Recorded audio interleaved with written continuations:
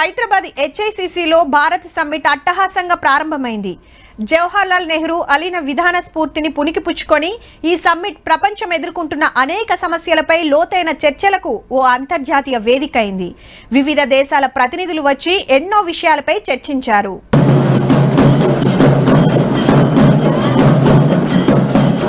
Hyderabad hitech సాకిట్ల కళాకారుల ఆటపాటలతోటి బయట దేశాల చుట్టాలను జోరుగా ఎదుర్కొన్నారు.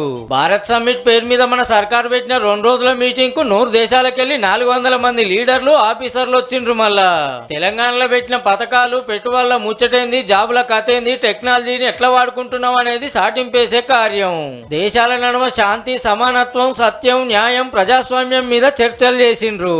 ఇటు సామాజిక న్యాయంతో పాటు అభివృద్ధిని రెండింటినీ మేళవించి కాంగ్రెస్ పార్టీ మూల సిద్ధాంతాలు ఎట్లా చేసిపోతుందో కూడా డెలిగేట్స్ అందరికి వివరించడం జరిగింది. కాలేజీల్లో స్టూడెంట్ యూనియన్లకు ఎలక్షన్లు పెడితే మంచి మంచి లీడర్లు వస్తారనుకొచ్చిండు మంత్రి Ponnam sir.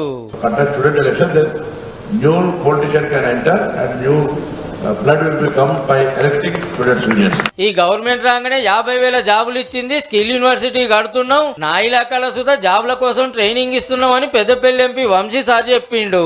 In my own constituency, we are developing the skill development centers which are backed by Tata also. ఈ మీటింగ్ కు రేపు ఢిల్లీకి వెళ్లి పెద్ద లీడర్లు వస్తారట.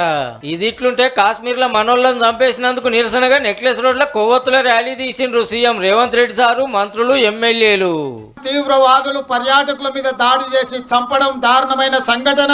ఇలాంటి సంఘటనలు పునరావృతం జరగకుండా ఉండాలంటే భారత ప్రభుత్వం కఠినంగా వ్యవహరించాల్సిన అవసరం ఉన్నది. 140 కోట్ల భారతీయులందరూ కూడా ఏకమై రాజకీయాలకు అతీతంగా, పార్టీ సిద్ధాంతాలకు అతీతంగా